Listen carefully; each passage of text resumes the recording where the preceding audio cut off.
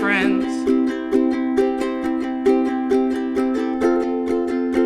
But you have to be brave and take care of your brain, 'cause it had gotten bad.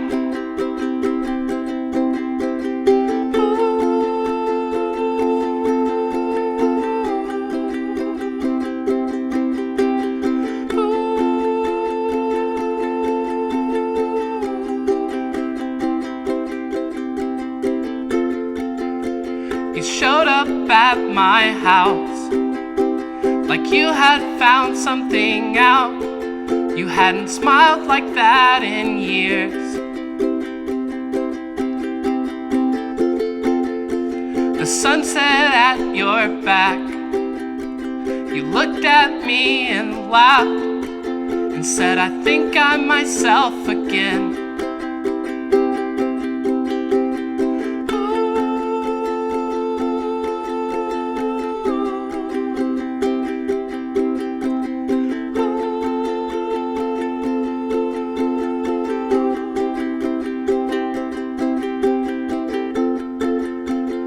Found you on your porch, curled up by the front door, 'cause you locked yourself out.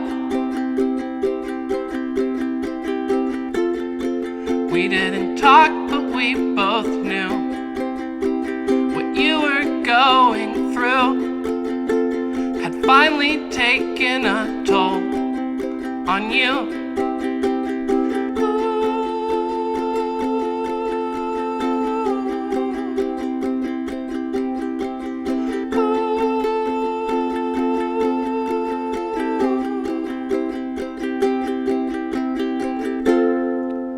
They found you in your room with your nails painted blue, at rest in your own bed.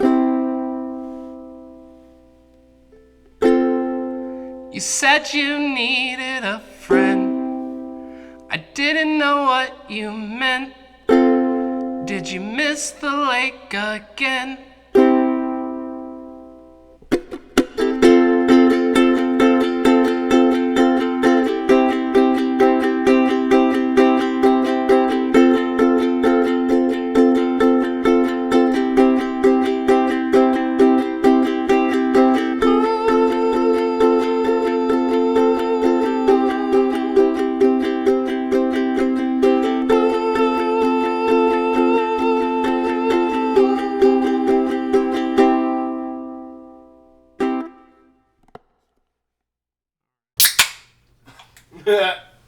Welcome to Audio Carnage podcast.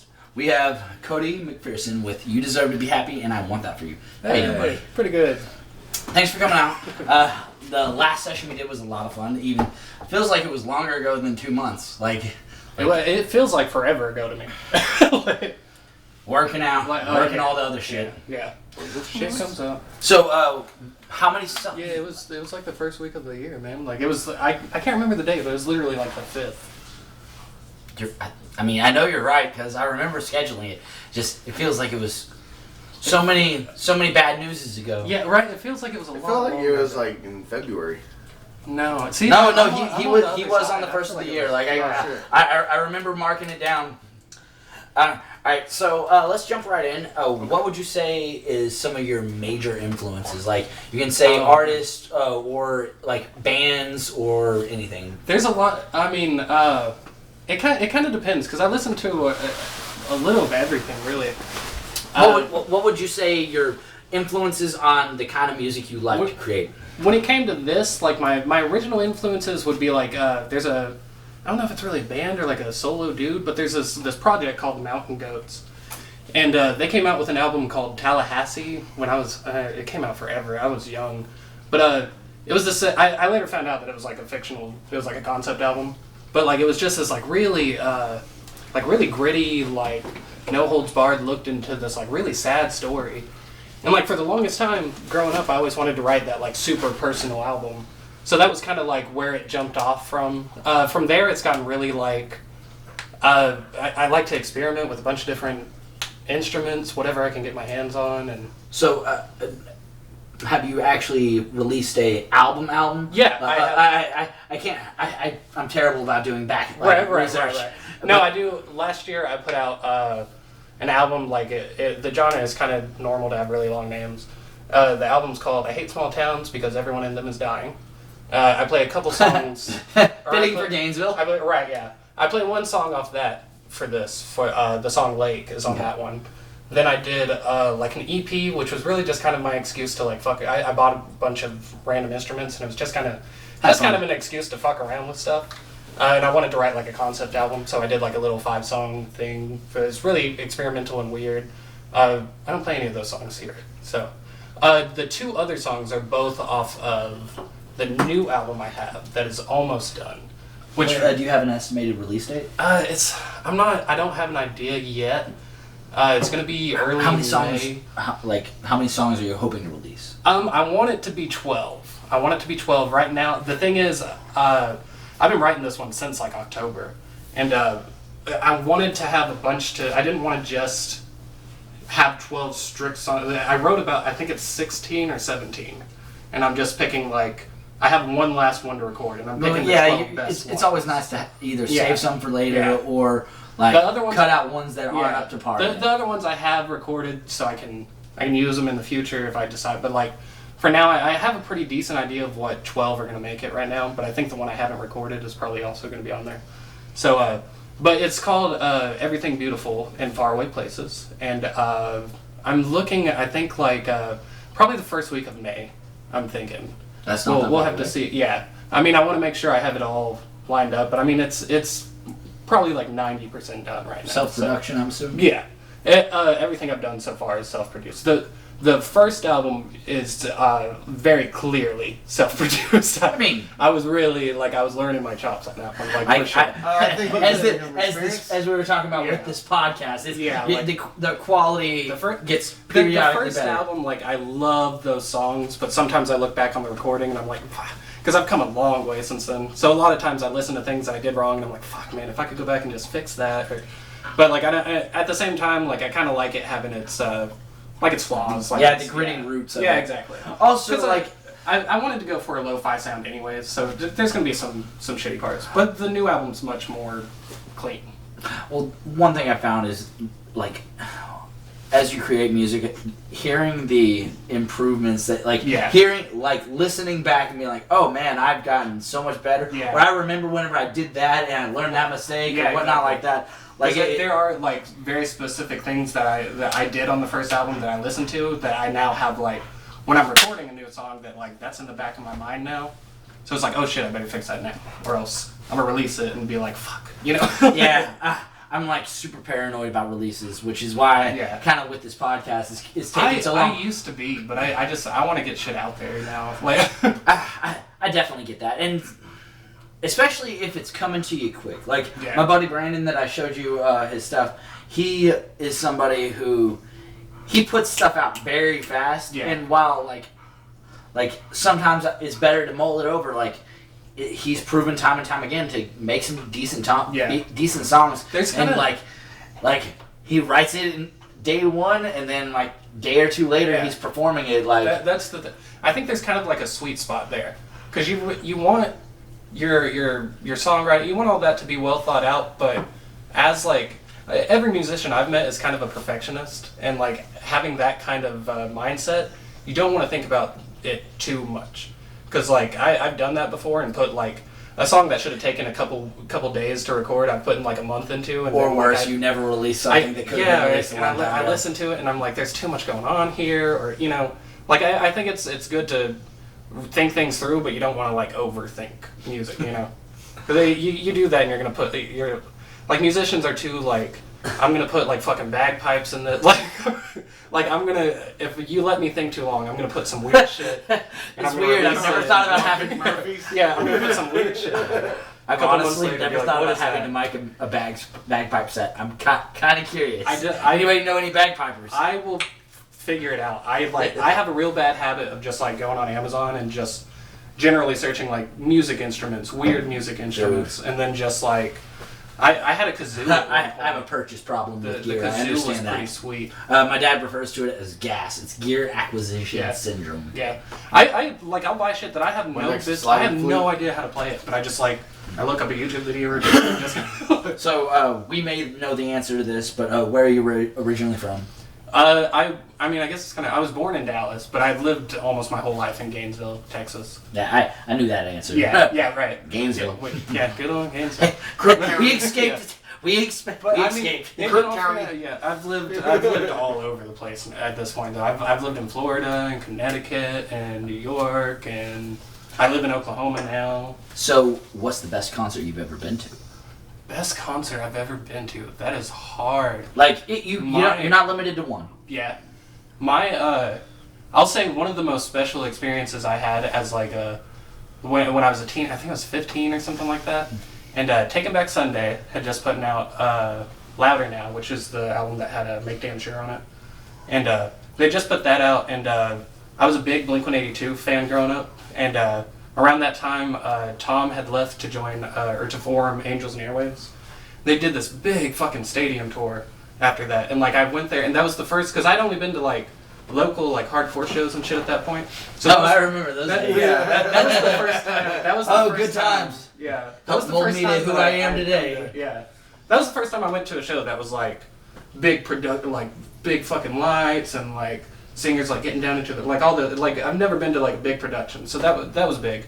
No, but then there's also like on the flip side of that, I've seen some of my favorite artists on like 1 foot stages and been like right here with them. Yeah, and small circuit stages that's are the also best. that's Best. also a hell of an experience in a different way. But What about the ones like where it's basically no stage, it's just the floor? those are sweet. No, I've had you plenty lay down. of those. Lay back down. I've played plenty You of lay those. back down. Where you're like, it's like a 2-bedroom house and you're like shoved in a corner. Like, those are sweet. Those are fun. I like the small intimate ones, but like I guess that one was first that comes to mind just because I had never seen music as such like a production, you know. Like I mean, besides like musicals and shit, but I mean like this kind of music. I am slowly learning that there is a art to the production side of it. Yeah. Also, like man, Yeah, I They- don't know. that's That's stuff that like I don't really, as a musician, I don't really bother with that stuff. And It'd be that- cool to that's have fine. it, but I don't really. Like no, it's nice to be able to just solid focus on Yeah. the music.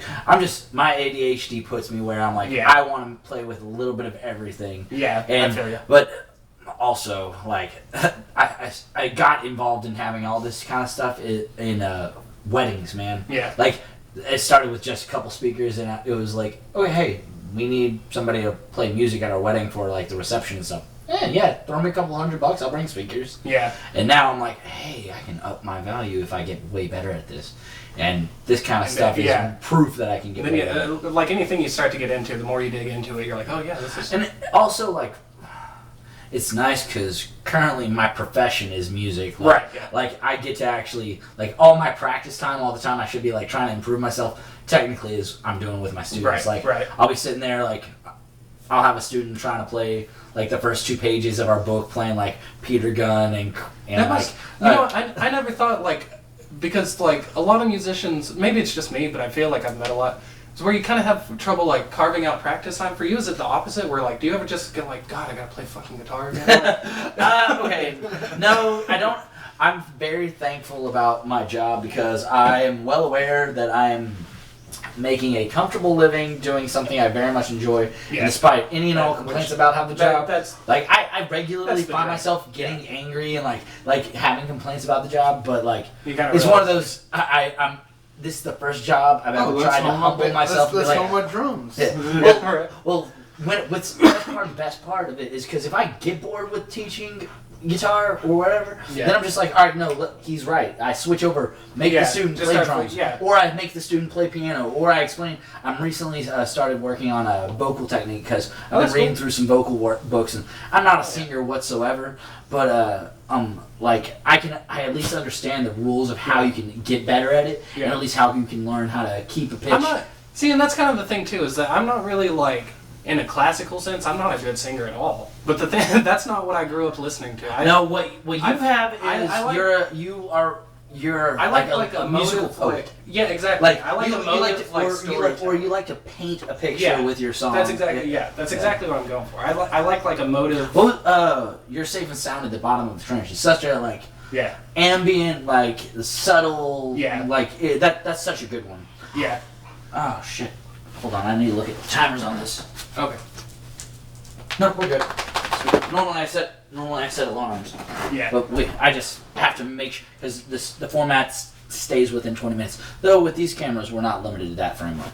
Okay. So, all right.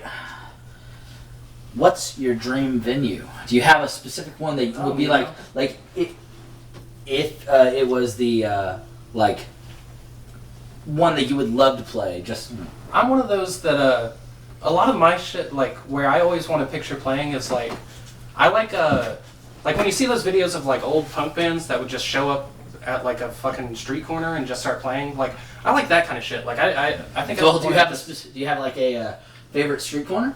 Like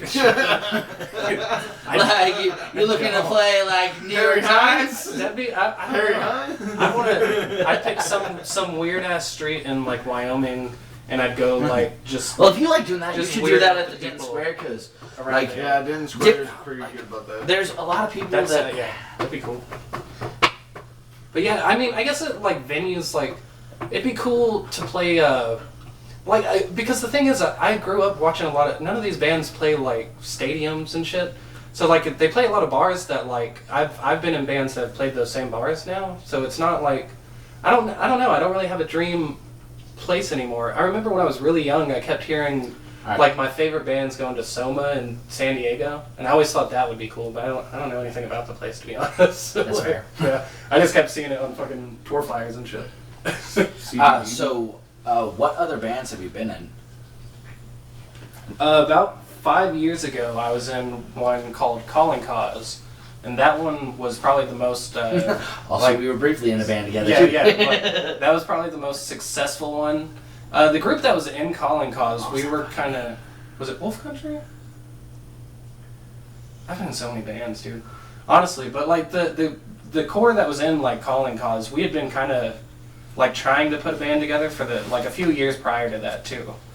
So yeah, like and we ended up doing a lot of cool because we got in with some of the good like music promoters in Dallas and shit. So we got to be put on like a bunch of really big like cool fucking shows, like bands that we really respect and like actually like listen to. So we'd go like play our set and then we'd like go off to the set and be like and be fucking like fans and shit. Oh yeah. In high school, I was in a couple like really cringy Oh, actually, in high school, I was in Dead on the Swing set, and that's the most money I've ever made from a band, for sure. That one because that was back in the MySpace days, and the MySpace days it was so easy to market your shit back then. Because like Facebook's got like an algorithm, and it makes sure that your shit isn't getting like spammed to people basically. But like back in MySpace, like everyone you added saw everything you posted. So it was so easy to make money back in those days. So that was a terrible like death metal mixed with like synth noises and shit. It was a terrible. Oh no! I remember all the bands that came out in Gainesville. It was like one that was in, but Blake Burkhart's. I suppose I shouldn't have said that name. I just that's like doxing nowadays. We can put like beep. I can't remember who else was in it. That was my first band. What was the band that we were in? What was the name of the band? We've been in a bunch. Well, no, there was one. The one with Jose. And Jose was the shit. And Michael and Travis. I can't remember what that was ever even. I can remember the album art. They wanted to go Christian, and I was not okay with that. And then there's Choke on Hate. Oh man, the first band. Talk about terrible band names. Terrible playing. Well, the band I was in with the people mentioned. My first ever band, the name was Violent Serenity, which is like like you could tell we were fucking 14. Oh yeah. Like the stupidest fucking comb overs. Yeah, we were comb over. Like, the crazy thing about that first band was like I was the one that like the two other people in the band had just discovered like My Chemical Romance and The Used and shit, so they were like just starting to get into it. So like I came in with my like band merch and shit, thinking I was all cool, and they're dressed in like polos and khakis and shit. Yeah, that's funny. Yeah. Which is like back then, it's like, yeah, we gotta be more like heavy. And like I look back and it's like that. We sucked. We were so bad. Oh, man. We were 14 years old. None of us knew how to do anything. Like, Yeah. No, I remember those days. State Theater. yeah. There was a few decent bands back in the day. Like I still see. Nice Bleed. That wasn't. I thought- that wasn't a local band, I dude. know. That wasn't a local band. Well, like, yeah. But you said State Theater. I feel like I heard something about one of the local bands, 10 Cent Pistol. I don't know if you remember them. No, I But I do. heard something about them getting back together. I don't know if that's true, but they were one of my favorites back I in do the remember. Wasn't it the one with the Lake City? No, that was 45. Yeah, 45 caliber. Yeah. Oh, I mean, Yeah. basically the same name. Right, yeah. Gun names. The good old days. And there was because of her, and they've done a few things since then. I actually know. They're doing something now, right? I can't remember. They did Surrounded by Monsters, I and then remember that. Oh, no. But they just The Worst recently- Intentions. There it is. Yeah, The yeah, Worst- yeah, the Worst the Intentions. Worst- John McCoy and Lee Dudley I see semi-regularly Lee because was the of shit. John worked at GC with me, Yeah, and yeah. then Lee also worked there, Yeah, I but never remember. not when I was there. But he comes in every. now and then. I think because of her was probably my favorite, like the State Theater days. That and Last to fall mine, but like that will never happen again. right. Yeah. Who was the bass? I can't remember his name right now. But Last to fall. Yeah. David something. Only reason I remember that is they had a song, Oblivious Davidus. Yeah. That's So I remember it's him, John, was it, I want to say it was a Hodebeck. Not for sure. All right, so I feel like we are probably at a good time to switch to All right, so what was the first song? the first one Lake. was Lake. Yeah. Anything about that? Hey, Come here, dude. let's get out of here. Come on. Come here. Come here. I told you sit down. Sit on the bed. I told you sit down. He's a star, man. He needs his Lay down. He needs his screen time. Lay down. He's like, but I want to be seen. Egotistical artist. Dude, man, I'm you telling you are seen. People, You're so spoiled. we're so You privileged. can't be to jumping think up on that people. Want our attention. Okay, so first song was Lake. Yeah. Now, so what was the inspiration for writing that? I should preface this by saying that before you ask any of those questions about these songs, that all these songs are very sad. so it gets very heavy. We discussed it a little bit today, but I don't really talk about it a whole lot. But I actually, in my mid-20s, developed somewhat of a drug problem. I went off to Florida. Wait, for- you lived in rehab. Gainesville and you developed a drug problem? I know. It was the most cliche thing I've ever done. But I moved to Florida and I got better, and we had a really close little group of friends there. It was me and like the girl I was dating at the time, my roommate, and the girl he was dating at the time. And we went through it, and like things started out great. We were all sober and stuff, and then like as is kind of known in the drug addict community, things kind of start to like anyone Fall that's back to been the old through ways. it. Like some people are gonna relapse, some people are gonna die. Anyways, one of my roommate's girlfriend actually, who like in all fairness, it was like a little group. She was like one of my best friends. She moved back home to New Jersey, and she had the last thing she had written me was something about how she wanted to go back to. We live right by Lake Okeechobee in Florida, the biggest lake. I think it's Yeah. the biggest lake there. I don't know. Yeah, it's pretty much like a it's state lake. like if you ever look at Florida on the map, it's like a big hole right in the bottom there. But she wrote something along the lines of wanting to go back to the lake, and then it was only a few weeks after that she had overdosed and died. And a lot of people have asked me about that song and think it's about suicide, which is like I could see how that could come together because I mean they're similar situations, but It's well, just- I it's I just never got basically- suicide, but like, It's just hearing that basically the dying. Yeah. context makes way more sense now. yeah. Like, because I've listened mixing the So shit. what- I listened to it over and over and over. right. And like, I never got the suicide thing, but like, Yeah. it makes sense how it's about addiction, and it Yeah. makes it like it was obviously about a girl to me, like, but, Right, but, yeah. but like, that adds a lot of context. Yeah, All right, that's- go ahead. It was definitely something, and it's like I was telling you earlier, I do play like a much more stripped down version here, but like the actual recorded song, that's why that's the one I paid the most attention to, because I really felt like I was doing so. And this is like such an egotistical thing to say, but I felt like I was doing like a tribute. You know what I mean? So I really wanted to make it. No, doing a tribute is you not know? an egotistical Yeah, thing to do. I know, but I'm I'm not really the one that should be like. not doing it for her. You know, I'm it's not somebody really, in your it's life. just it was someone that was really important to me, and well, that's the thing. I miss like, dearly, and I wanted to do it right. You know. Well, you didn't do it for the likes, and that's really why. Like, you can tell. I don't. Yeah. You did it because it was something for you. That's all my music is really. It's supposed to be cathartic and personal, and yeah. So I mean, I just do stuff that I feel like I have this like artistic itch that like if I don't do things this certain way that I just don't feel that fulfillment. Like if I'm not honest with it, it just feels cheap and lame, you know. No, I get it. There's something about a song that like you wrote when you were in a vulnerable place, and it what like you could tell that there's authenticity to it. Yeah. So what's the next song? So we're at song 2. Song 2 was I can't remember. I think I did "Don't Let Them Tell Us Stories." Yes, that's it. I'm trying to. That song is really about. It's kind of hard to explain. There's this weird phenomenon. Actually, don't let them tell us stories. We'll be back. You can explain it afterwards. All right, that sounds good.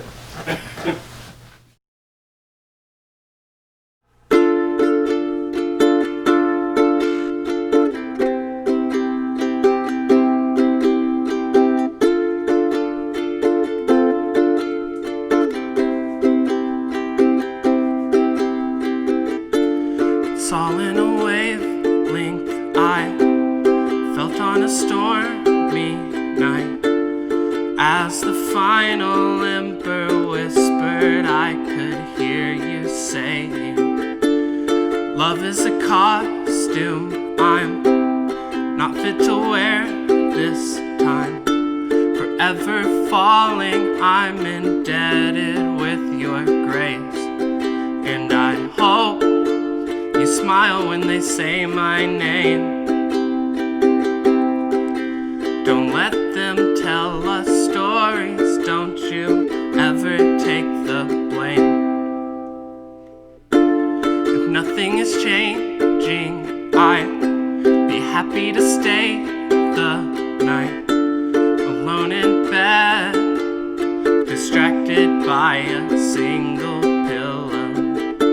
Surrounded by soft blue light, bled into a hard-won fight, bled into a corner, and built myself a chair.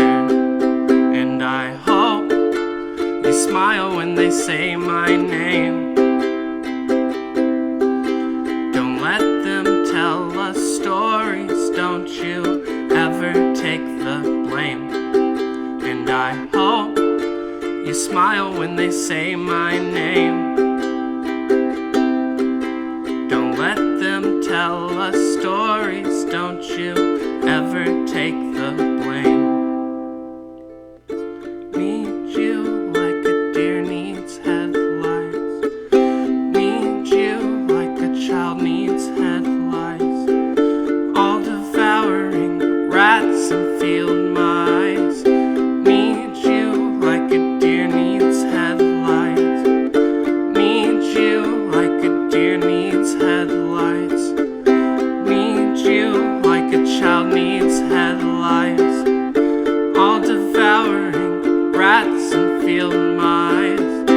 Need you like a deer needs headlights. Don't let them tell us stories about everything beautiful and faraway places. Don't let them tell us stories about sobering thoughts about familiar faces. Don't let them tell us stories about everything beautiful and faraway places. Don't let them tell us stories about sobering thoughts about familiar faces.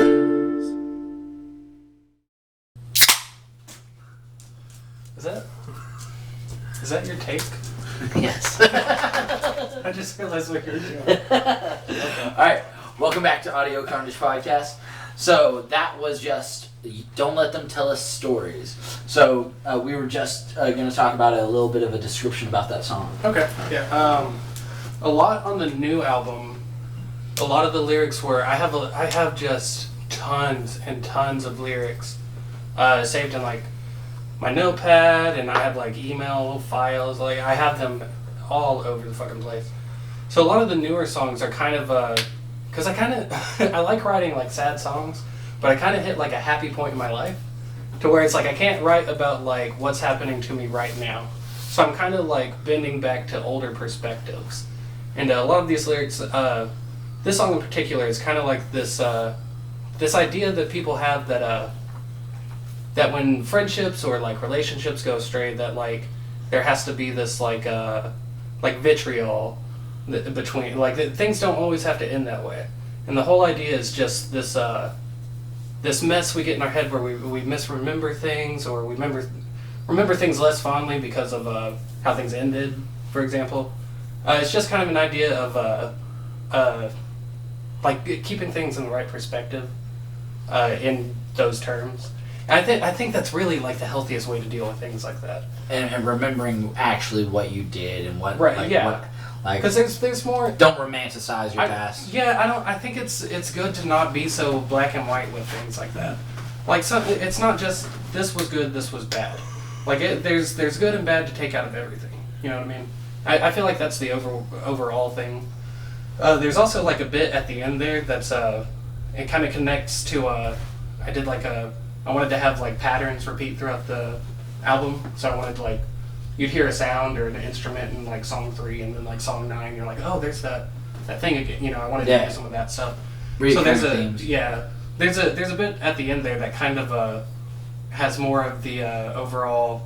That with like the chorus clashing together kind of has like the overall message of the album, I feel like, because it's like it kind of has this like resentment, like I'm getting better and I'm fighting to be who I want to be, but it also kind of has this like sweet like remembrance feeling to it too, you know, which I think overall is kind of like the album has like its sad shit, but it also has like weird shit and like kind of angry shit too. So like this definitely feels like a nostalgic feel. Yeah.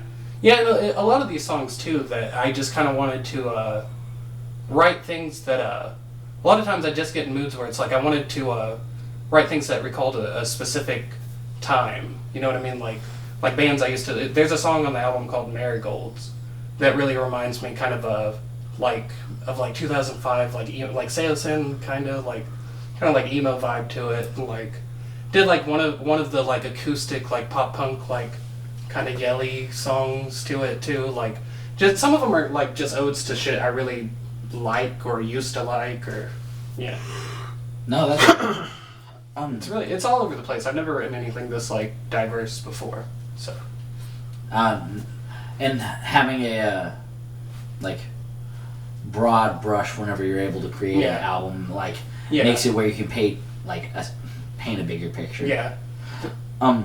So do you prefer like writing on the computer, like in the studio kind of thing, or do you prefer to like write just pen and pad and instrument? You know, it varies. Like I hear a lot of people talk about like a process and stuff, and I don't really have like a strict like this is what I do. You know what I mean? Like sometimes I'll. It's more of which one's more comfortable. Would you say you're better just you with an instrument, or would you say you with like? I would say there's two sides to it, because I think when I'm able to hear things back, I write some of my favorite stuff to listen to when I'm like sitting in like a studio setting and doing that kind of thing. But I feel like the more like emotionally honest songs come more from like they usually start with like. I'm just a lot of times when I'm just sitting around the house, I have like my ukulele or my guitar, and like I'm just kind of fucking around doing stuff, and like I come up with something I think is cool, and I keep working on it, and then like something like a melody comes to my head, or maybe a couple words, and yeah, I just kind of put it together that way. And a lot of those feel more honest, more like I don't like rough, like less filtered, you know. But like the stuff I put together in the studio, yeah, exactly. The stuff I put in the studio is usually the stuff I go back and I'm like, whoa, that was really like I added in like this weird sound effect and it's sort of you can do a little more. Yeah. You can get more creative when you've got that kind of what's your favorite like software to work with? To be honest, I really like to keep it like lo-fi. Like I want all the recordings to sound like, and I try not to do like I really don't care about perfect takes. Like I really try to just do the like it sounds kind of. That's what I like with the podcast. Is nobody gets a perfect take. Yeah, like, nobody exactly. gets a. I like make that a small too. mistake. Like with it. I like music that kind of has flaws. Like don't get me wrong, this album I pretty it up a lot more than I have before, but like I like when it has flaws and shit. So there's that to it too. But I mean, what was the first instrument you played? I think I got like an electric guitar when I was fairly young. I was like 10 or 11. Did you do like choir or anything? I can't. No, actually, you know what? In like 5th grade, I played trumpet. Actually, so I only played it for 1 year. I was at like they had this big like thing. They came to the school and like you got to try out all the instruments and like I don't know why I picked trumpet because like I immediately was like, man, I should have picked the fucking drums like almost immediately. I played trumpet also. I didn't like it, but now I'm actually very glad I did because it relates heavily with like, guitar. Trumpet's cool. I'm not like, talking shit. It's like that perfect all, intermittent between like bass and treble. Like, you have to learn melodies, but you have to learn bass. Right. But like, I didn't like it whenever I was playing it. Now I'm just glad I learned it. I feel like the first instrument I truly mastered though was the recorder. Because in 3rd grade, I slayed on that thing. I was fucking... They couldn't believe. Hot cross buns like a motherfucker! My rendition was flawless. Hey, you can't forget 3 Blind Mice either. 3 Blind... Yeah. Oh, shit. Those are the go-to. Alright, so what would you say is your favorite of your own songs? Oh, man. If you had to pick out of all the children. I have to... Oh... That's hard. You can narrow it down. Like it doesn't have to be a favorite. My favorite, the one that's definitely gotten like the most, like notoriety, whatever, would be Lake for sure, and I put a lot into that one. So that one's up there. There's one on the new album called Coyote Song that I really like. Yeah, I'd probably have to go with Lake. The first single that I put out off the new album. It's called Your Transparent Repose, and that one's pretty high up there too. So, but all in all, I'd have to go with Lake, because Lake is the most like structured song I've put out. I feel like it's got the most meaning to me, and I really like felt like I captured that too. You know what I mean? It definitely like it's an emotional feels like a time song. capsule. Yeah. Like it's an emotional fucking song. I listen to it all the time. My favorite's still the next one that's coming up. You're Safe and Sound at the Bottom of the Trench. I think it's We're Safe and Sound. Yes, We're Safe. Yeah, it's actually it's funny because I just like I really like on the first album I have one that's called A Well-Dressed Pack of Dogs in Ohio. It's literally like it was just like I was watching Friends once. I was watching Friends on TV once, and like I think it was Joey. Somebody said it. And I just thought that was funny, so I like wrote it down, and then I was like going through. I was stumped on what to call this song, so I called it that. And that's actually where this one came, because I was like, it feels like a sad song, but it's like kind of like self-reflective and happy. Like I was having trouble like coming up with, so I wanted to do something long, and then like I was because I have kids. Like I was watching one of the I don't even know what it was, but one of the SpongeBob movies, and like SpongeBob and Patrick, I think it was on in the background. Get stuck in a trench, and they're like, "We're safe and sound at the bottom of it." So it's actually that song's a SpongeBob reference, kind of like I did not know that second-handedly. But if you didn't know that, it sounds really like dramatic. And, oh yeah, no, like that changes everything. I know, right? That's actually because it wasn't meant to be in any way an ode to SpongeBob's great, really great memes, but that wasn't the intention. But it is a fun little factoid. That's awesome. That is fucking awesome. I don't know if I can, because I put a lot of like clips from movies and shit in my songs, and I don't get them cleared, so I don't know if like Spotify lets me put them up, and so does every other fucking station. So like, I'm rolling with it, but I mean, if I have to pay license fees, I'm just gonna cut them out. So like, okay. Hold on, I just had one. What was the first album that you can remember listening to on repeat? Oh man, I will say when I was like, God, I must have been like 10 years old. This is probably not like. I used to listen to "Take Off Your Pants and Jacket" by Blink-182 like 12 times a day, like a stupid amount. Like that when that album came out, that was the first like, cause I had CDs before that. Like I think when I was like 8, maybe I had like Backstreet Boys or something. I don't remember. I mean, we all did at some point. I don't feel like that wasn't really like it wasn't just like I don't know. Guaranteed that one of wasn't those something I, like, CDs were in chose. your house at some point in Yeah. time. Okay, fair enough. The Cowden household's a little bit different up in Munster. No, like around that time we had like Corn and Limp Bizkit. Yeah, well, I mean, my brother also. my brother was really into like. Yeah. No, we had I think it's the Pink album. No, not the Pink album. It was the typical one. It wasn't the Chocolate Starfish. It was the $$ one. No, it's the one where the like graffiti drawing of the dude like with his Yeah. foot up and everything. I can't remember what that one's called. All right, so what would you say the most influential album that you listened on repeat would be? Oh, that is a hard one. All right, you can narrow it down to like a 3 or whatever, but Like, oh it man. doesn't have to be musical. It could just be like the one that like hit home. I'd have to. Oh man, that's a hard one. Because there's one that's really sticks out for me, but some things came to light about this band that I'm not gonna even mention them. That still seeps into my music. Is it worse than putting a hit out on your wife? No, but I mean, shout out to them for just letting him. Right? They just let him come right back. Like, talk about no bad press. That was crazy. The dude got out and they were just like, he's back, and everyone was like, cool. Like, whoa, no one's talking about that. No, but man, I'd have to. Blink-182. So they did drop the Christian label. Yeah, they were like, we can't. But let's be honest, most of those bands A lot of back them- then, like, were It just was kinda- they were it was working kind that of a Christian way to- money. Yeah, it was kind of an angle. But if I had to narrow, man, one of them would have to be Blink-182's self-titled in like, I think it was like 2004. That came out at like a, I don't know, that was the first time because I was really into like Newfound Glory and like pop punk, but like, which is cool and all that, but that was the first one that was like artistic, I guess, like kind of art, like less like pop punk's all like bouncing in your face and stuff like that, and that was the first like experimental, I guess, kind of album that I got into. So that one would be pretty big for me, and I feel like I still like in the kind of lyrics and shit I write. Still today, that one seeps through a lot.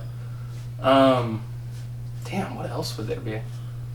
Because I mean, there's a lot. Like I could go on about this. All of Bright Eyes' discography is particularly influential on this. I know quite a few people who love Bright And Eyes. and I didn't like. I don't think I really intended that, but it just kind of like as I started to write more songs, it just kind of ended up that way. And I've heard that from a few people, and it's like, yeah, that's a compliment to me. I love Bright Eyes. But then I'd probably say like man, either Mountain Goats, Tallahassee, Death Cab's Transatlanticism. I could go on all day. A recent one that came out that did not get the love it deserved is the Wonder Years put out an album called Sister Cities in 2018, I think. And that album was awesome, and I don't know why it wasn't. I feel like I thought it was going to be a lot better received, honestly. And that one is still. I feel like that one's pretty influential on me now too. I haven't actually heard that one. Yeah. So when did this iteration of your band form? When did You Deserve to Be Happy and I Want That For You? It's actually, that's kind of a funny story.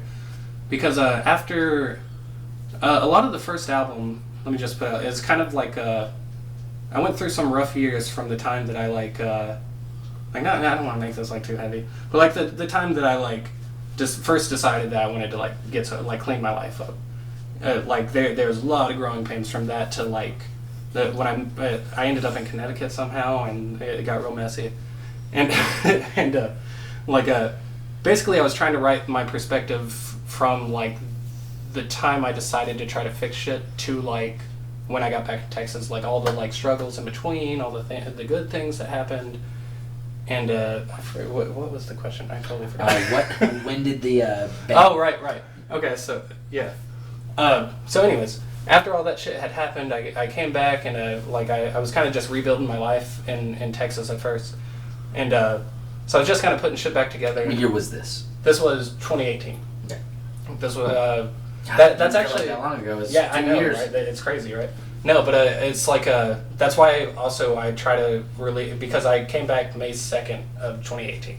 That's also why I try to kind of like have the album somewhere around that area. It's just kind of a special time to me. But I came back and I had gone through all that and I was feeling a lot better. And I was looking for some kind of like outlet though, like some kind of, you know, something I could do musically, and I couldn't really get anything to stick with a band because I was working my ass off to try to rebuild my life basically, you know. So I really didn't have time to like hang out and like do musical shit. But I actually, the funny thing is that the reason the first album features so much ukulele on it is because like I was working so hard to like get a car, get a place, all that shit, that I really couldn't afford like instruments. But there was a girl I was dating at the time, or 2 summers ago, that had a ukulele, and when we broke up, she just like left. She said I could have it or whatever. So like I just wrote a bunch of songs on the ukulele, and then like I got to a place where I was good on my own and I was making a lot of money. So like I just bought some like recording stuff and started doing that, and like the longer it's gone on, the more I've been able to afford like better equipment, better better stuff. Oh yeah, no. So it's expanded. Like that first album is almost exclusively like ukulele songs, and like now on the new one there's a song that's just like there's one. It's really weird. It's just like a transition song, but there's a song that's just like a bass line and distortion, and me kind of like yelling over it. Like this album really is like all the first album is like a lot of like ukulele kind of like love sad song shit, but like the new one is really just all fucking over the place. Like I as long as you're having fun with it, it doesn't matter. It's. I mean, like I say, you got to get a looper pedal in the rig. I know that's some of the songs could have some of the shit you were showing me. Like I could do so much more with it with one of those. Like that's definitely I think. Don't worry, you'll have plenty of opportunity to come back and like have another session. Cause I ain't going that's the away thing too anywhere. is that like I'm always up for unless like Corona. Right. Yeah. It'd be kind of cool to see him do something with Dylan. Wash your hands. Well, like I said, as we were talking about earlier, is the goal is as I have more and more people get to come in and do their little solo sessions, start linking up all the musicians that I know and have little jam sessions. That'd be cool. So far, everybody that I've talked to about it is like, oh no, that's super cool. And yeah, idea. that's put on some cameras. That's basically where I was going. Like I was gonna say, like I'm always talking about like I'm open to doing like collaborations and like I'd love to have like. A lot of these songs are not, and they're not meant to be, they're not complicated songs by any means. So it's like, if there's other musicians out there that would want to join and like want to throw in, I love that shit. Like I'd be, like this is where this iteration is at now, but like I'm open to taking it different places. I'm not, like this is what it is right now, but I'm not sure what the future really holds for it. That's the best part about music is because like, you can just take a bunch of musicians, put them in the room together, and like, even though that, like, they can play a song that's been wrote for 70 years, and that way the song has been played will never be played again. Yeah, and that's one of the best parts about this. Yeah, and also like the majority of my songs, they really aren't meant to be like technical masterpieces. So like the majority of my songs, any musician can learn in 30 minutes. You know what I mean? Most of them are fairly easy songs.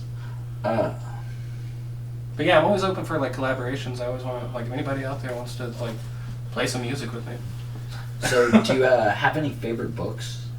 Favorite books, man. You know what's weird is like as I've gotten older, or shows, movies, anything. I've got tons of shows and movies. When it comes to books, I've gotten really into like Gone Girl and like the crime thrillers and shit. Like those are really cool. Do you prefer actually reading or audiobooks?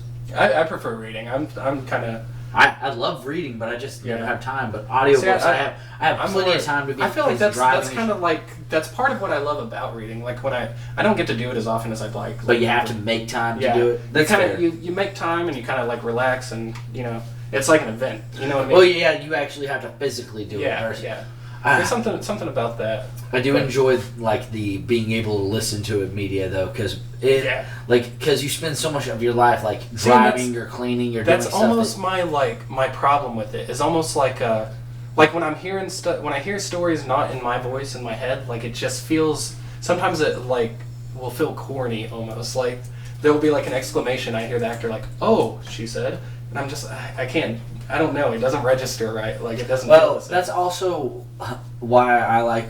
My favorite thing is whenever an author writes the book and also reads the book. Yeah. Like, even if they're not a voice actor, they're going to be able to I don't give know the a whole lot about like audiobooks. Yeah, I could like, see how that would be a better. Yeah, setup. no. A lot of times they'll like hire somebody or Yeah. like the company will source it out or whatever. But like Nick Offerman, the guy who does he did he was Parks and Rec, Ron Swanson. Yeah. But he's wrote a few books. Paddle Your Own Canoe, I believe is one. But the one that I very much enjoyed was Gumption. And all it was like a list of like 12 or 14 or some odd people that he thought were truly American and showed true gumption and like had a good value. But like the book itself, like I would have never had time to actually read, but like as he was reading through, like he was able to like emphasize. Also, sometimes Nick Offerman reading a Nick Offerman book, I could I could get into that. That makes sense. Well, also another nice part is like sometimes in books they like on the audiobook after they read they go into like little extra details like a subscript that's not even in the actual book. Like it's crazy the new format of it, but like mostly I enjoy the fact that now you're able to kind of educate yourself while you're doing the menial task of the lore. Like that's really that nice. Makes sense. Yeah, I mean as far as shows, dude, like I watch a lot of stuff. Like I've gotten really into like it kind of relates to this. Have you watched the show Hot Ones on YouTube? Oh God, yes. Oh God, yes. We love. Honestly, I would like if I ever get to the point where I guess it would be kind of like hackney. If you no. If you're talking about wanting to set up like have us do that, has set up a bunch of Hot Wings, we will like it was y'all's idea first. We just like. We like spicy. Yeah, like man. I hope one day this blows up to the point that we can go on Hot Ones. Oh God, that'd be so good. That'd be dope. Yeah. Oh. Next time I come, I'm bringing hot wings. Do you have water like the last time? Yeah, no, we have like Carolina Reaper hot sauce in the house.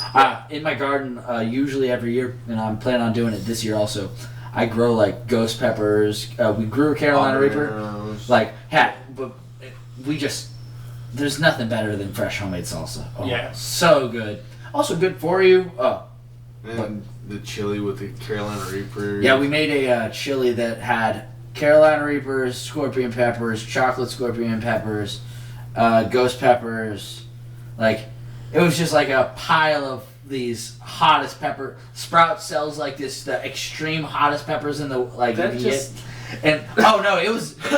I had a cold for that. No, we were just devouring bowls of it.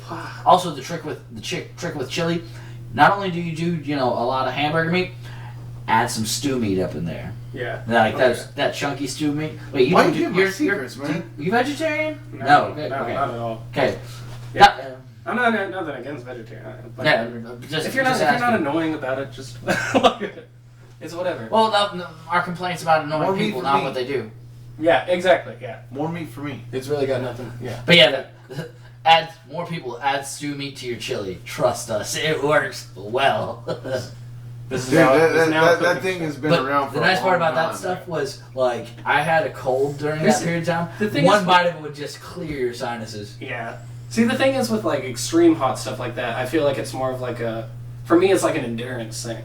Well, like, I'm not scooping down. Like, I love it, don't get me wrong, but I'm not scooping down, like I'm... No, I can devour... trying to breathe, like, man. Like, well, the part that I'm happy is not only is my mouth, like handles the heat. My stomach is like, oh, it just feels like a radiator now. It doesn't hurt anymore. See, I don't know. Look, like as soon as it gets into my actual stomach, you just feel this like glow. It's just like.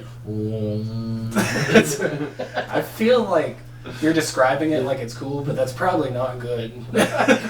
Oh, but it makes you feel really good. Okay, so first of all, there's lots of science to prove. Now, granted, there's lots of science to prove all sorts of shit in this day and age. But there's lots of science to prove that eating spicy foods is good for your heart and stuff like that. In moderation. The level we eat it is not. Yeah, I love spicy food. I just don't go. I do like sriracha and like shit like that. I really don't do like. All right, we got off track. I got you mean Texas ketchup? Yeah, exactly. We're getting off track. All right, so Right. so what's the worst gig you've ever played? Oh man. Yeah. That would. There are a lot of them, man. What's the worst? What's the bottom of the barrel? The bottom of the barrel. Creme de la crap. The first show, in all fairness, the first show that we played with Calling Cause actually was pretty bad. We practiced our asses. Like, the set was tight, don't get me wrong. We did good on that part. But here's the thing, like, for one, we really hadn't played, like, anything like that, so we didn't really know what to expect from the crowd, but we did not expect there to be, like, 5 people. There's, like, one dude by the stage. There's, like, 3 people at a table in the corner, and then there's, like, one dude over there, like, standing kind of near the bar, and it looks like he's checking us out, but I can't really tell. Then, like, so by the time when we're playing, there's like 5 people when we're playing, and we get probably into like the second song, and like people start to because we were the opener, it was our first show, and people start to fill in, and at the end there were probably like 30 people in there by the end of the set, so a pretty decent little crowd had gathered, but like, and the set was good, but there was a lot of like that's when we learned not to rehearse like on stage banter. Because we had like things that happened in like the local news and stuff that we kind of like had like a routine that we were trying to do, and like I don't think anybody got it. Like, nobody really got that we were doing like a bit. So everybody just kind of like looked at us like, what was that? And we were like, okay, here's the next song, you know. So it was very awkward, and they're like, when we got done, like people weren't really like every show I've played, like outside of that, even ones that I know like I sucked that show, like you get off and people are like, great set, you know, and like everyone's really congratulatory, and like that one we got off and it's like we played well, but it was like I think we were just so awkward on stage that like everyone was just kind of like hey, like it was very clearly like our first, that was probably like in all reality like the 10th show I had ever played in my life. So it was like I had the most people. The rest of the band was asking me for like pointers on stage. You get what I'm saying? So like, not like we had any kind of stage presence whatsoever. Like, so it was just awkward as all hell. As most first few shows are. Yeah. And I mean, I've played a lot of like empty. I've played a lot of empty shows. I've also played shows that are just like that are packed. You know. So I mean, I think that just comes with being in music, you know, playing music live. It's gonna be, if you're not one of these like popular, one of the more selling artists, you really have no guarantee what you're gonna get in the crowd, you know. Like when you're at this like kind of independent level, it's just some shows are fucking packed, but the people are great, and you meet no, believe me, but the thing I've is, played like, many you shows got- that like it's just empty. Yeah. The main thing is like just getting your name out there, even if it's to one person. Right. Also, like, giving yourself that worst case scenario helps so much more for those intermediate. Like, whenever you get in there, it's like, oh shit, there's 50 people here already. Yeah. Like, knowing, like, There's a few things that a lot of people don't really consider when it comes to music. Like, one of them is being that if you can be a consistent, like, you show up on time and you do your thing, you fill the time you're supposed to. If you make yourself easy to work with for these promoters and stuff, that side of things, you can get. Sometimes you gotta play shitty shows, but they see you show up on time. We've gotten better with not dealing with promoters. Like, our best shows are the ones that we're doing ourselves. Yeah, but I mean, like, that's like, one of the things that I feel like the tide is changing a little bit. Like, the DIY scene has done. No, like, and that's awesome. Like, I like that it's coming up. Our best shows have still been the ones that we chose to put on ourselves. I would much rather. Cannibal Convention Mark 1 and 2. But a lot of these, the ones that were put on by friends. So, I feel like we are at a good point. We should call it pause. And now we are at You're Safe and Sound at the bottom of the trench. We're safe and sound. Hey, that's the second time. Fuck that up. I'm sorry. I'm a terrible host. It's that's me for doing fucking. I do sentences for song names. They're cool. I don't know. They look cool to me. I have one on the new album that's called Something Where Nothing Where Something Used to Be and Other Cliches. And it's funny because a lot of, besides Safe and Sound, I gotta say that they are like as wordy as they are. They at least like if you say them properly, they roll off the tongue. Yeah, exactly. That's kind of what I like about it too.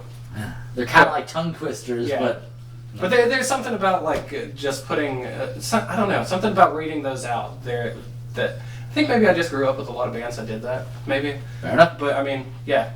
So we're safe and sound at the bottom of this trench. We'll be back.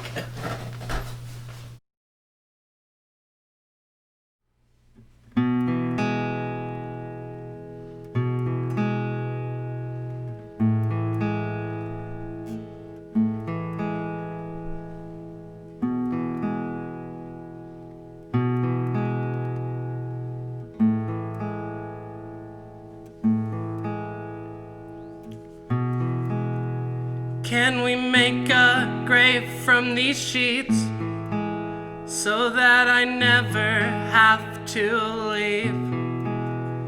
Leave me tangled in your hair, my favorite place to be.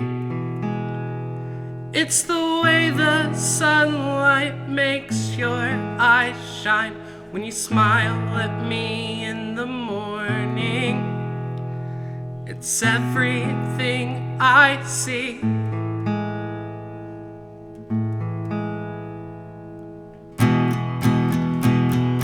Really might be gone. You kept repeating you weren't leaving. You really might be gone. Kept repeating you weren't leaving.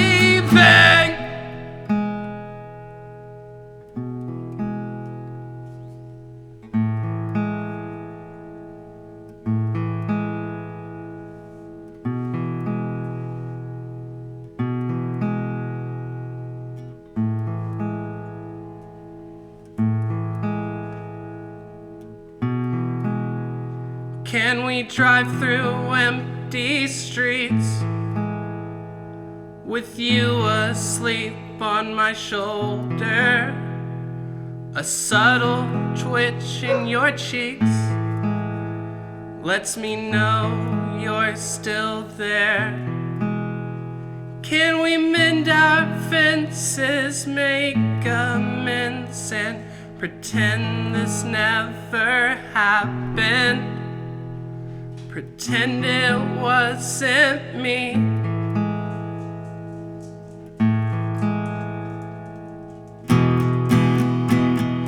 Really might be gone. You kept repeating you weren't leaving. You really might be gone. You kept repeating you weren't leaving.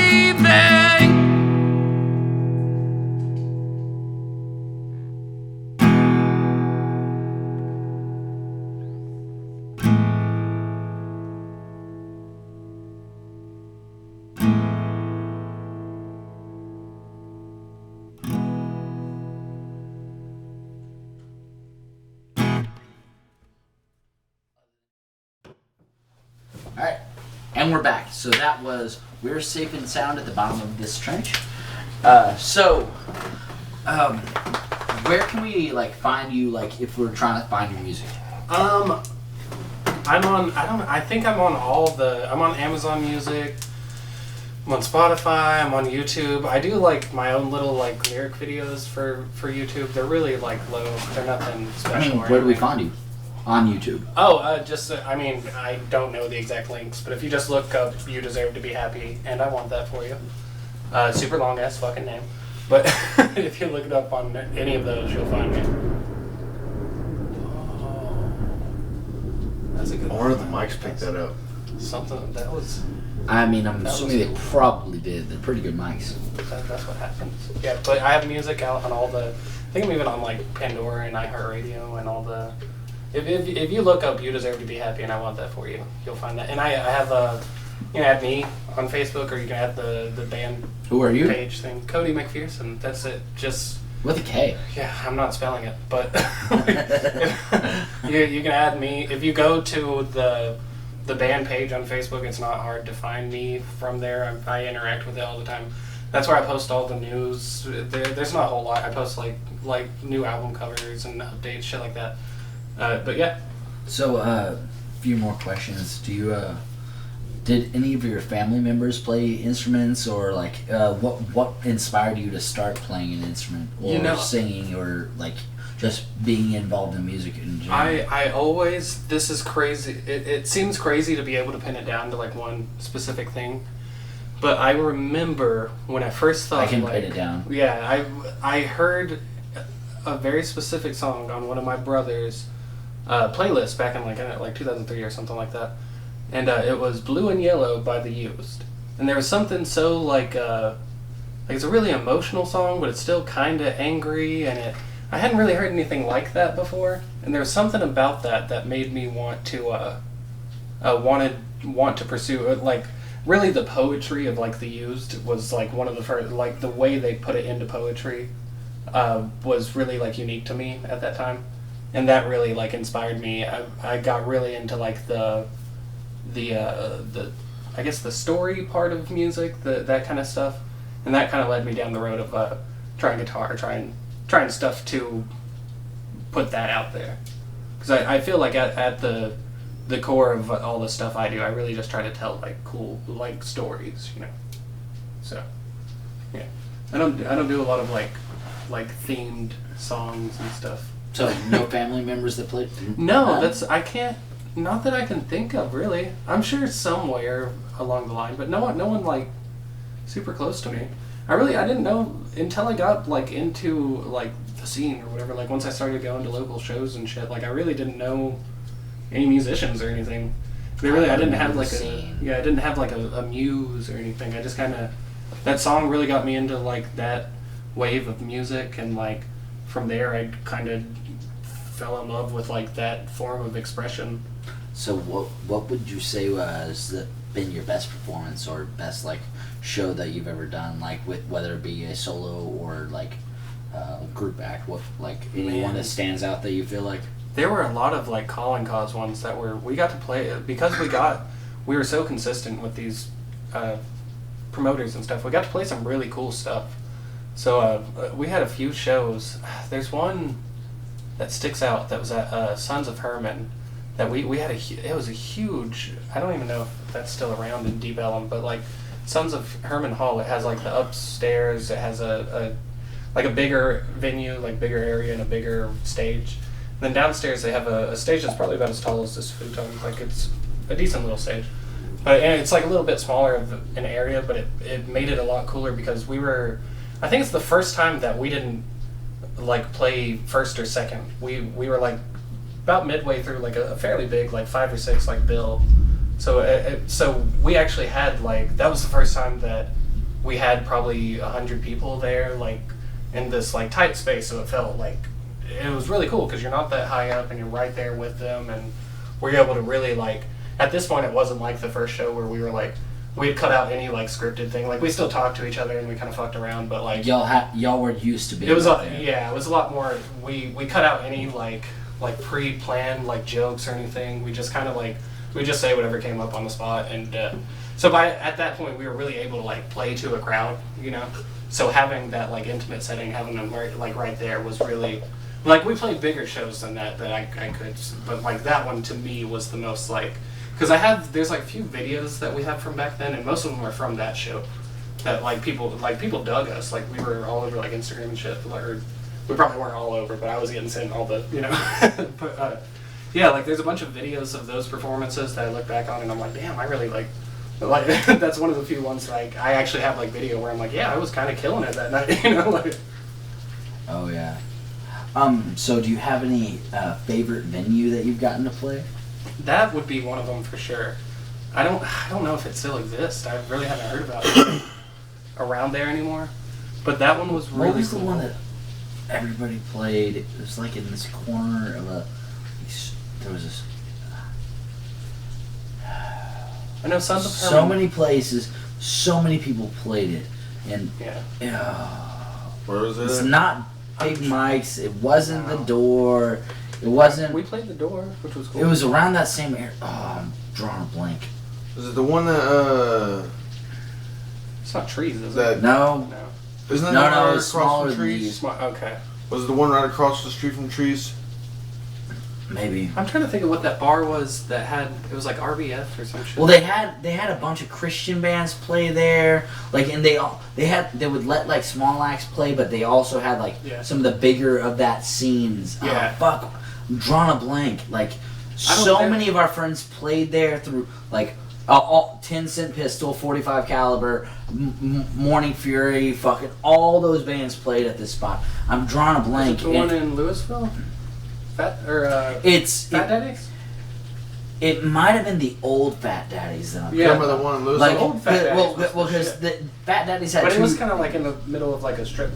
Well, that's what I was thinking. That's what that's the it old wasn't Fat in a Daddies. strip mall, but it was like in that, like in the middle of one. Yeah. Okay, yeah. Okay, Yeah, that place was I had a lot of good memories. Yeah. Yeah, That same old here. Fat Daddies. I've been to there's like 2 of them now. Like I think there's one like around Dallas and the other one's out by Fort Worth. Yeah, and then also there's some bar that I can't remember in Deep Ellum that used to have emo nights that was like it's like RBF or RF. I can't remember what it was called. That place is cool as fuck though. That was it. It has like the corner set up on the stage and it has like a built-in like platform for the drums and has its own lights and like that place was really whatever it's called RBC maybe I don't know whatever that place is called. That place was really fucking fun to play. The only thing that I place know had a that real starts cool, with an like, R setup. that's around here is Rubber Gloves Recordings. No, we never played Rubber Rehearsal Gloves. studios. Rubber Glove. I know a lot of That is such a nice venue. yeah, Oh a lot my God. of really good bands go through there. I wish. And like I said, I'll try to like help. I think what I'm gonna try to do is I'm gonna try to get some of the people that I know from here to go play in Gainesville. Because Gainesville basically set themselves up to be able to do music, and while I don't think they're gonna be friendly to the heavy metal scene, I do feel like I know a lot of people that would be able to like fill out the areas, and I would love to be able to get a good show going at that little like concrete amphitheater that they built. Yeah. Like I feel like I know enough people that we could put on a great show there. As soon as they built that, was like it my would be first so thought. fun. I was like, that'd be a cool fucking place to play. So, is there any like musicians that really inspire you, like their work ethic, like anybody, any like specific, whether you know them or not? Man, I don't know. There's one that like, there's this dude that I grew up. He's just like a guitar. You might know him because I feel like he worked at Dustin Wilson. Yeah, no, Yeah. I know. I know didn't work at I didn't work at Guitar Center. Yeah. Guitar Center with Dustin. He was growing up the way he was like. Name sounds really familiar. Okay, We didn't always see eye to eye, So but, like, he was, Dustin like, was commitment. Dustin and Jarrett Pezel won the talent show the year that Jake and Steven did Raining Blood our freshman year. Oh yeah. Yeah, it was Dustin and Jarrett. Dustin was okay. He was a drummer. wasn't Dustin was the fastest guitarist at our school back in the day. Yeah. Now, granted, Jake had better theory. Dustin had to take theory lessons from Jake during those years. Shout out Jake Gowling, motherfucker's beast. Lessons at Guitar Center, look him up. But Dustin, like Louisville Guitar Center. yeah, Louisville, Texas. But Dustin, I think he's in Florida now. But me and him, we touch base every now and then. But he's so good. Yeah, we have like a. Yeah, that Steve Vai. Yeah, the way he approached things was really like growing up. That was the first time I looked at someone and was like, man, he's really like serious about this. You know what I mean? So that was the first thing. So like as far as like the work side of being a musician, that was the Then first. there's Oliver. Like role model, I guess I had. Fair enough. Shout out Oliver White. Yeah. He's been doing it in that scene for a long time. We're still doing it too because I've seen a video from one of our old friends at the fairgrounds. You're talking about Morgan Griffin, I'm assuming? Morgan Griffin was with him, but it was Abdon that posted the video. Wait, was Abdon playing? No, Abdon was just in the crowd. And he took a video of it. That's cool. Yeah, no, I see Abdon every now and then on Facebook. It's weird. I'm more involved with the people that were for those that don't know, me and Cody have actually known each other for a long time. We're in school together. We've been in bands together. I just saw he was doing music and I was doing this kind of shit, and it's like, fuck yeah, let's do this. Yeah. And also, as we were talking about, we're planning on having a jam sessions, and it'd be nice to like, because like we can have like people. My drummer has a shit ton of like drum circle kind of shit. Like it'd be cool to like get like a couple of the acoustic acts up in here. Like, all right, so let's get some chord charts going. All right, here's the song. Have like something off screen that's like just a dry erase board. It's like, here's the chord chart for the song. I'm so open to doing shit like that, anything like that. That kind of shit's so cool to me. And as far as like other musicians I respect, like I really have always respected the ones that I feel are like like the most honest and stuff. So there's like the lead singer of like the Wonder Years and like the dude Connor Oberst, or however you say it, from Bright Eyes. Those would probably be some of them too. Yeah. So do you have any gigs on the books? At the moment, no. But I mean, I'm open to play fucking anything. What was your let's pretend that we don't know when this is releasing, because we don't. Yeah. Like what was the last few gigs that you got to play? Really, as far as You Deserve to Be Happy goes, I've really only played the one at Red Fox, which was just kind of stretching my legs, because before that I hadn't played anything live in about 5 years, and kind of throw back to some of the other stuff we talked about. Like this is a whole new way for me to like play live now. Like I used to when I went to show, like I was partying. I was fucked up. Red Fox, that coffee bar. Yeah, right by the. I actually don't know where. Like I've It's been, right. I've been It's in literally talks right with, across the street from the courthouse. Like. That's which side of the courthouse? Give me a little more perspective. On the side that what are the California streets on? So is it? Over by the sisters. So is it by Sarah's on the square? Yeah. Yes. So it's like two things down.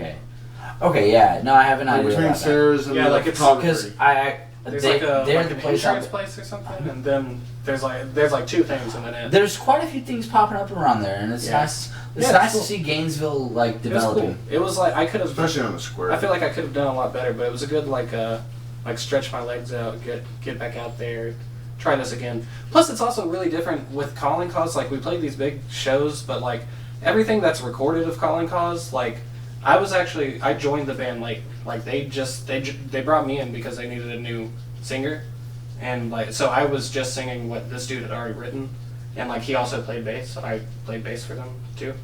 So like when we wrote stuff, obviously I started writing personal stuff or whatever, but like a lot of what we played didn't mean a whole lot to me, you know what I mean?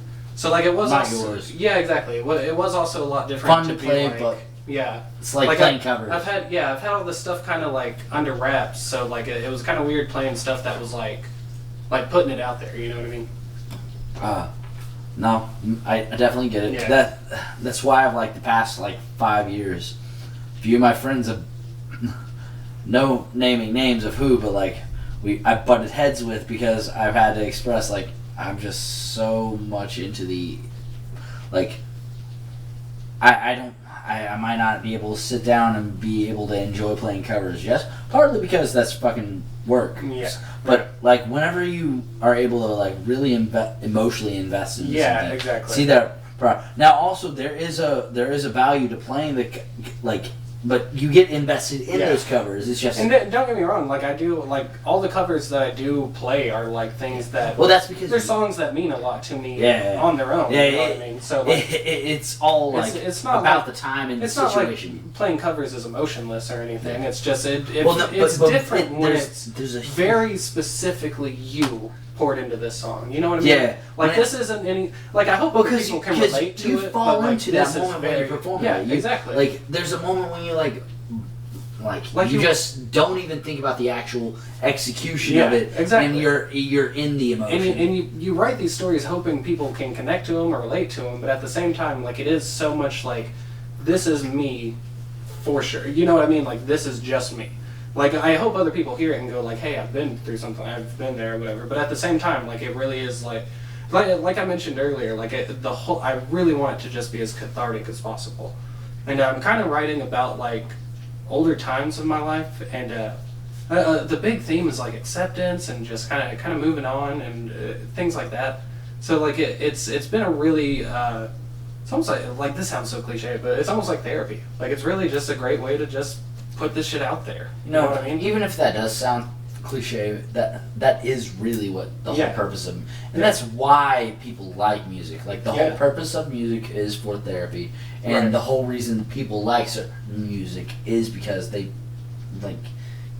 You can tell when somebody poured their heart into it. Like, yeah, exactly. It's obvious, and that's why I wanted to use a lot of the old lyrics I had for this one, because I really wanted to get some of those things out there. You know what I mean? Because you wrote them whenever you, like, there's a lot of songs that I have in the back of my burners that it was like, I wrote these before I knew how to write, how to put it out. Yeah. Like, I didn't know what I was doing. From a very different time in my life. So, like, sometimes it's weird to write these lyrics, and it's like, I really don't feel this way anymore, but, like, at the same time, it's like, I can put myself where I was, and it's kind of, I don't know. Because, like I said, it's weird that I've come to this like point in my life where I write a lot of sad, angry songs. I will say this: I'm in a pretty good point in my life, so it's kind of be afraid to stick to that niche. Yeah. Like you have a flavor that can go like happy, sad. So like, I encourage you to try to like lean into. If you're at a good point in your life, use the same kind of feeling and the same things that you've been doing to try to like push forward to like oh well fuck it, if you're having some good thoughts, write some happy songs, because one day you might not be feeling happy and you'll really like to look back on those happy songs. It's weird, it's like, hard for me to write that kind of stuff though, but I mean it's way harder to write a happy song. Isn't it better to write? Don't you have more fun writing something that's hard to write though? I don't know. Listen man, there have been times that I've fucking because like I said, like I feel like all musicians and are also perfect. Bear in mind, you can make something happy still be dark. There's true, and that, I mean, that's more than like if I were to do it, that's probably fucking Mad I World, would put fucking a spin on it. so pretty, so dark. Like Grow Apart, like the EP I put out in between, which was just kind of an excuse to fuck around. I decided to do like a story on it, and like I did fictional stories, but like some of those lyrics are still really, to me at least, are still really great, and like I feel like those songs still translate to me, even though they're fictional. You know, they're not about me or about anyone real. You know, but they'd still like, some of the lyrics I still feel like, I listen to it and I'm like, hey, I can still feel me in there, if that makes sense. Yeah. Is there any bands that you would like dream to open up for or play with? Oh, I love, these are probably bands you haven't heard of, but I love Free Throw. These are all like indie revival bands, or emo revival bands. They're Free Throw. I love Hot Mulligan. What Hot Mulligan's doing right now is so fucking cool. And man, those were probably the Wonder Years. I know that one. They're kind of bigger in the scene, but I feel like they're one of those bands. Just every album, they seem to get better and better. Like they're doing shit that I never pictured they would. And those would probably be. I actually went and saw Free Throw back in August, and I got to like. We were just hanging out outside. I know they're not that huge, so this probably isn't that big of a deal. But I was just hanging out outside and like looked over, and like the dude from Free Throw was just sitting there vaping. So like I like fangirled, and we had a whole conversation. The dude's chill as fuck. One of my more favorite bands that I've recently got into, like, is called Vervum, which is kind of funny because you said the word vitriol earlier. Yeah. That's also a metal band that was playing the same night that Vervum was playing. Yeah. And I went with my drum. I never heard any of these bands, but the whole reason this ties in is so my drummer wants me to see both these bands, and Vitriol, I'm like, alright, they're cool. But Vervum's fucking set killed. Well, the best part about this is at a Gas Monkey. Well, as soon as they get off the stage, they're at their merch booth, and we get to sit there and chatting up for like 20, 30 minutes. That's like, and that's like the best you shit. get to like talk to the person, and like at first I was like, oh, $25 for a shirt, that's a little too much, and now I got a fucking Vervum shirt because I was like, oh no, you need the no, this is like I forget how personal this shit is. Yeah, one of my favorite like concert experience or like whatever. I went and saw Nominee, which is a band from Austin. They're starting to get pretty big now, but at the time, like I saw it was my Austin's got a good scene. Yeah, it was my birthday, and I loved them, and I went and I think it was 2017. I can't remember. But I went and I watched them, and like unfortunately at this little bar in I can't even remember where it was at. This little bar in Dallas, there was only 5 or 6 people, which like they're at the point now where this would never happen. But there were only like 5 or 6 people that were up front, like really getting into it. Everybody else was just kind of standing around. But I was like up there singing to the and like he straight up like got off stage, and I told him it was my birthday. I can't remember what happened exactly, but like he took me over and like gave me a free hat, and like like you get these like that little smaller personal shows. experience. Yeah, so much better. You get these like you get to actually talk to them and shit. So like shout out to Nominee. Those dudes are really fucking No, that's the best part about the smaller shows, and honestly, like everybody agrees that intimate venues are so much better. Yeah, I like the big production of music. Agreed. But yeah. Nothing's better than fucking walking into a crowd and like making a huge group of friends in the lawn of a giant show. Yeah, exactly. Like you just have your little circle of the 5,000 people that's in there. I like all the pageantry with it, like all the explosives and all that. I would like love all to that perform shit that too. way. Yeah, I think all that shit's But really cool. also, there's something It's also, special. Yeah, that's like I said, my favorite show I've ever played. It was because we were like Right there. and we were in such a groove. You know what I mean? Like it's so cool when you. Again, this is like one of those cliche music things, but like when you really get in like tune with the audience and you can feel that they like because what you the audience almost becomes an instrument, and they exactly. they're like part of it. You can really and like when you really feel like you and the audience is on the same page, it's just that's why you do it, man. That shit's so fun. That's the coolest feeling in the world is being on stage and feeling like connected to everybody in that room. It's the best part. Yeah, but I gotta say, the one thing that I love about playing with a group of people, and I can say this honestly, and like about the group of guys that I work with, man, I've played many empty rooms with my band. Yeah. But goddamn, I gotta say, like nothing's better than just looking over and seeing my friends. Yeah, and like definitely realizing you're playing music that you wrote out of your own desire, and you see your friends, and it's one of those, like, I don't know, it's one of those few, like, it's one of those few feelings that honestly, no matter the amount of money I could, like, money can't buy that. Yeah.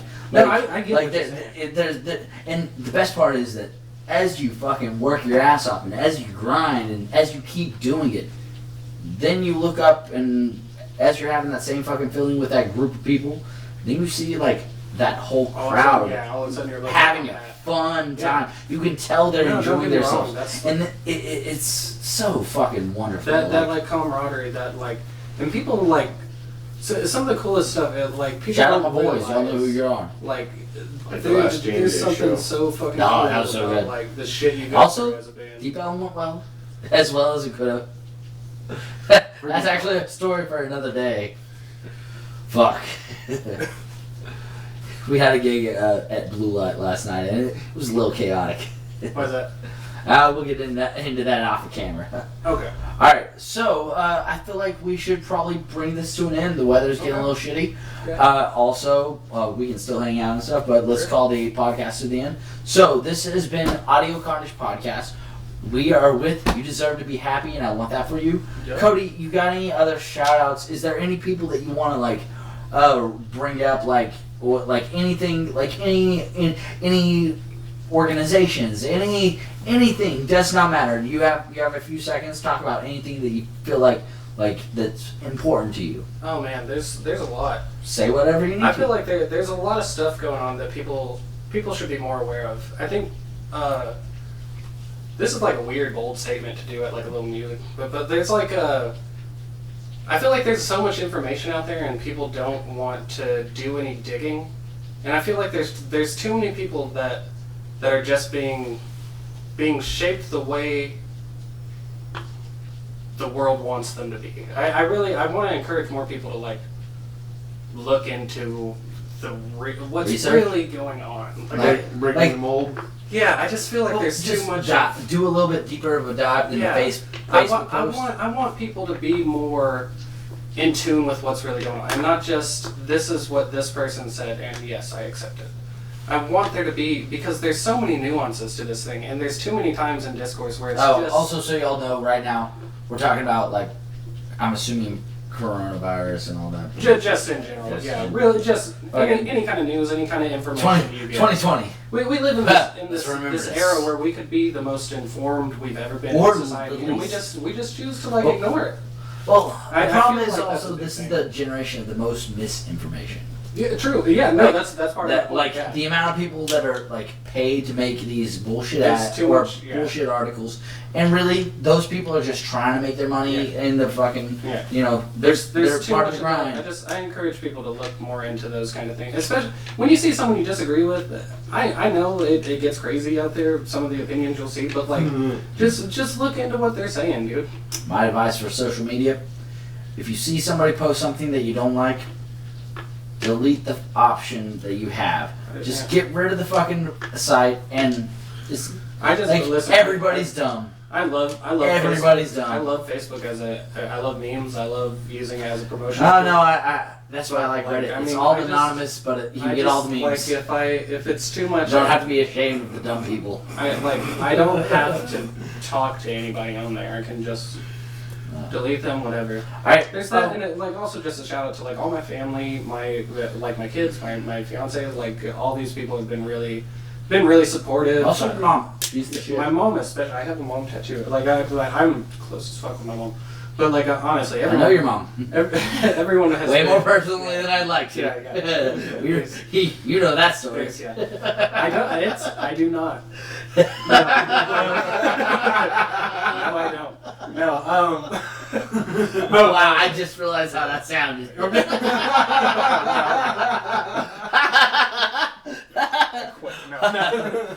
I was just talking about my own probation. Yeah, for real, this was like a weird thing to do. It was weird to put myself out there as honestly as I have. So I mean, it is really all the people that have supported me, especially my close family, have been just awesome. The feedback I've gotten has just been amazing, and special shout out to all those. I can't go through all the names, but y'all know who y'all are. Any like bands or anything that like anybody that you want people to like look up online or shit like that? Definitely check out Hot Mulligan. Just put out a new album that's really good. Definitely check out Nominee. They just put out a new song that's really awesome. I don't know when that album is coming out or any of that. But yeah, those two are really good. I would say that. My favorite band is The Story So Far, which like if you don't know about them, you should. They're really good. So when should we expect your new material? Oh, I'm not sure. I haven't even announced the name yet, but I don't know when this is coming out. But if I haven't yet, you want to announce the name here? Yeah. It's going to be called Everything Beautiful in Faraway Places. I feel like it might have already come up in the interview. I can't remember. I think you already. I think it has, but yeah. Ha! Exclusive. And I haven't yet. Let's get a release in like a month and a half or a year. Yeah, I've got I'm aiming for this. Hey. Like early May 2020. I'll put it on one of those Fridays. I'm not sure which one, but early May. Well, regardless, we will make sure to have you back on the podcast, and we'll also like fuck around and make some music and shit like in between. Next time I'm bringing chicken wings in some kind of costume, and we're doing a grand entrance. Yeah, smoke machine, lights, the whole shebang. I'm coming through. I'll buy some motorized lights. I'm coming through the curtain with the craziest look I can, and I'm just. You ready for this, brother? Oh yeah, brother. That's probably not what I'll do, but I'm gonna do something weird next time. Oh yeah, I got wings. I wasn't sure what to do this time. Next time it's gonna get really fucking weird. So, this has been Audio Carnage Podcast. This is. You deserve to be happy, and I want that for you. That's Ace. That's JoJo. He's the mascot. He's the talent. This is the star. Fuck y'all. Good night.